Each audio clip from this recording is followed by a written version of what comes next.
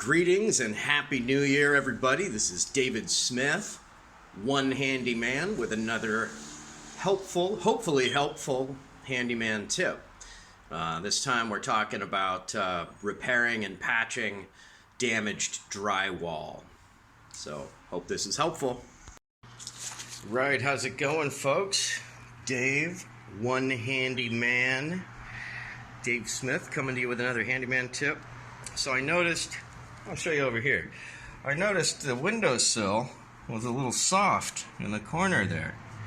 And the drywall part, and also the wood windowsill on both sides. So if you look at this side, so I carved out where the raw drywall was, and see if you can see that, but those dark spots are mold.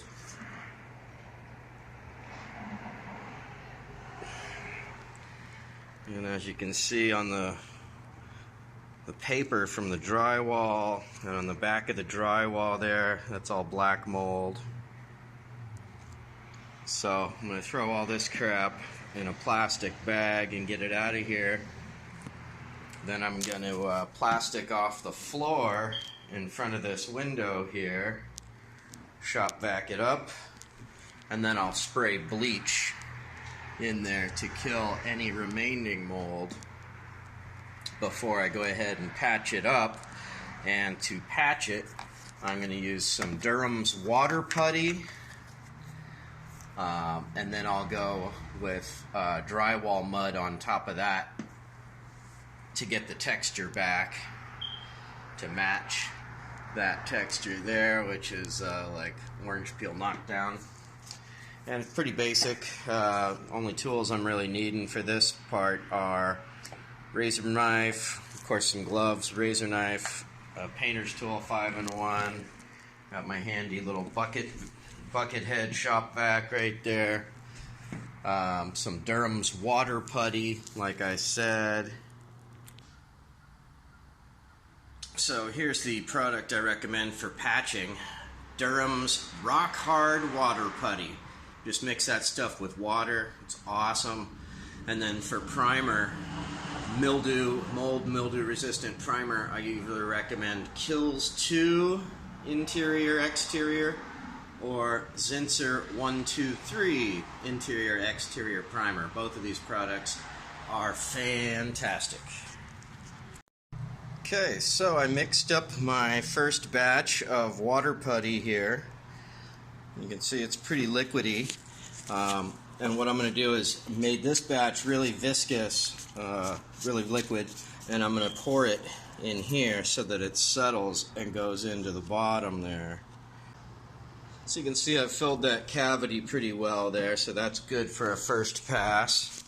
And then over here, same thing. So now okay, so there it is. I poured in some mud in there so it settled down and provided a bottom level. Next, I'll make a thicker batch that's about the thickness of oatmeal, and I'll pack it in to the hole and then smooth that out. And I will do the same thing over here. This one will probably take a few applications. Usually takes a couple applications because you want to get it nice and smooth at the end. The nice thing about this Durham's water putty is that it dries pretty slow. So you can take your painter's tool, your 5-in-1, and you can shape it and shave it as it's drying. And then it is also sandable. Much easier to shave it when it's drying than it is to sand it, though. Okay, here we are. I've got the right side of the window all carved out. Any loose or molded drywall carved out. Sprayed with bleach. Carved out, cleaned up, shop vac, then sprayed with bleach. Then I cleaned out the other side over here where it was soft. And you can see it goes all the way back. It's 2 inches deep. Goes all the way back to a 2x4 there. And there's foam holding the window in right there. And you can see a window. You can actually see a nail when we zoom in there. You can see a nail just went right into the drywall there, and that's supposed to be holding the window frame into the into that 2x4, but whoops, somebody missed right there. Anyway, seen much worse. So I didn't find any mold in this hole, but what I did find is a really rusty nail that was holding the drywall in right there, and the reason it's all rusted, that's evidence of a water leak, which is why it was soft right here. So it might not have leaked for a while because there wasn't active mold like there was on this other side here, but you can tell there was a leak there, so I went ahead and carved it out. I'm going to hit that with the water putty also, and then I'll show you what it looks like after it's all patched up. Alright, so here we are, day 2.